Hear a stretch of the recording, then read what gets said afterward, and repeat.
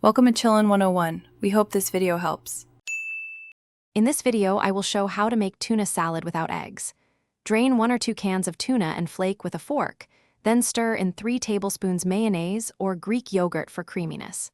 Add 1 stalk celery chopped finely, 1 tablespoon Dijon mustard, a squeeze of lemon, salt, and pepper. Mix gently, taste and adjust seasoning, and refrigerate for at least 30 minutes to let flavors meld. Keep it light by choosing low-fat mayo or using mashed avocado instead of mayo for healthy fats and creaminess.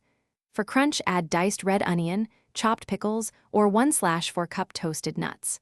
Boost flavor with capers, chopped dill, or a teaspoon of soy sauce for umami. For heat, include a dash of hot sauce or 1/4 teaspoon cayenne. Serve on lettuce, bread, or stuffed into tomatoes for a fresh meal. If you're finding this helpful, please subscribe and like to support the channel and get more quick cooking tips. Quick recommendation.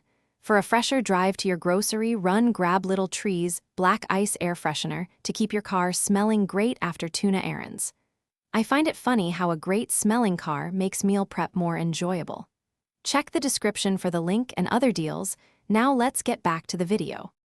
To store, place tuna salad in an airtight container and refrigerate for up to 3 days, keeping it cold to prevent spoilage. If allergic to mayo, swap with mashed white beans or hummus for similar texture. When packing lunches, keep dressing separate until serving to avoid soggy bread. For presentation, garnish with chopped parsley, lemon zest, or a sprinkle of smoked paprika. Always taste before serving and adjust seasoning accordingly. Thanks for watching. Consider subscribing if we helped you.